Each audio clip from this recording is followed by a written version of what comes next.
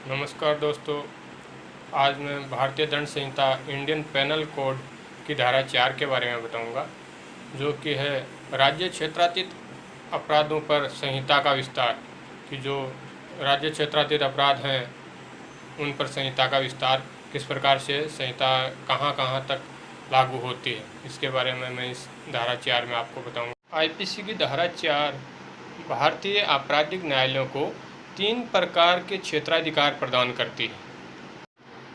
उनमें से पहला है किसी भारतीय नागरिक द्वारा भारत से बाहर और परे किसी प्रकार का कोई अपराध किया जाता है तो उसके संबंध। दूसरा है भारत में रजिस्ट्रीकृत किसी पोत या किसी विमान पर किया गया कोई भी अपराध, चाहे वो कहीं भी हो, लेकिन रजिस्ट्रीकृत भारत में होना चाहिए। अगर वो भारत में रजिस्ट्रीकृत है तो उस पर किसी भी व्यक्ति द्वारा किसी प्रकार का कोई अपराध किया जाता है तो उसके संबंध में। तीसरा है कोई भी व्यक्ति भारत से परे या भारत से बाहर किसी भी स्थान से भारत में स्थित किसी कंप्यूटर को लक्षित करने के लिए कोई अगर अपराध करता है तो उसके संबंध में। यह भाग सूचना प्रौद्योगिकी अधिनियम 2008 की धारा 51 के 1 के तहत अंतःस्थापित किया गया है। आईपीसी की धारा 4 के अनुसार यदि कोई अपराधी भारत से परे भारत से बाहर कोई अपराध कारित करता है और अगर वो भारत में पाया जाता है, उसको भारत में गिरफ्तार कर लिया जाता है, तो उसके ऊपर 2 प्रकार से कार्रवाई की जा सकती है।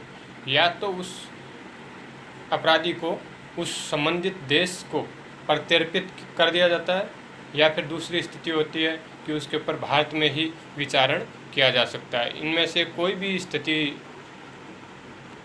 उसके विरुद्ध काम में ली जा सकती है, किसी भी प्रकार से उसके ऊपर विचारण किया जा सकता है। इसमें पहला पॉइंट आया था कि उसका अपराधी का प्रत्यर्पण कर दिया जाता है। अगर किसी अपराधी का प्रत्यर्पण किया जाता है तो प्रत्यर्पण संबंधी कोई भी अगर नियम काम में लेते हैं तो भारतीय प्रत्यर्पण अधिनियम 1962 के अनुसार प्रत्यर्पण किया जाता है। 1962 के प्रत्यर्पण अधिनियम के कानून इस पर लागू होते हैं। धारा 4 बहिर्प्रादेशिक क्षेत्राधिकार से संबंधित है, तो इस पर थल, समुद्र या वायु में घटित अपराधों के संबंध में भारतीय आपराधिक न्यायालय विचारण कर सकते हैं।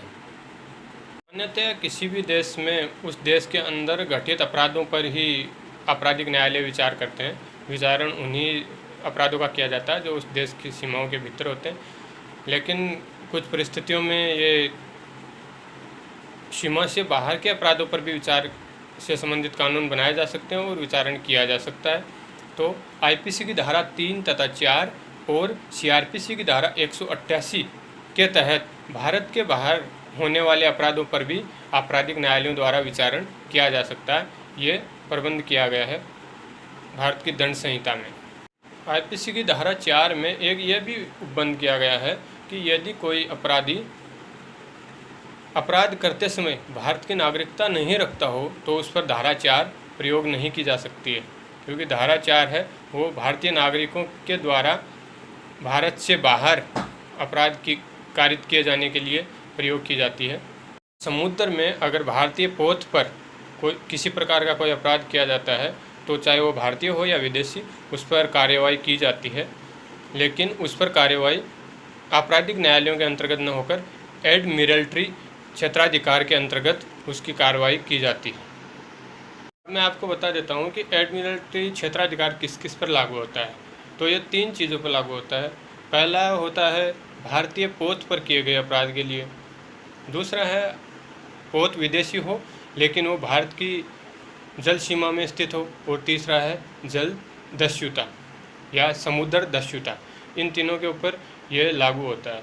तो मैंने धारा 4 में आपको बताया ये बहिर्प्रादेशिक क्षेत्राधिकार से संबंधित है। धारा 3 भी हालांकि बहिर्प्रादेशिक क्षेत्राधिकार से संबंधित है, लेकिन इनमें थोड़ा अंतर है। तो वो धारा 3 और 4 दोनों का अंतर मैं आपको अगले वीडियो में बताऊंगा। Thank you.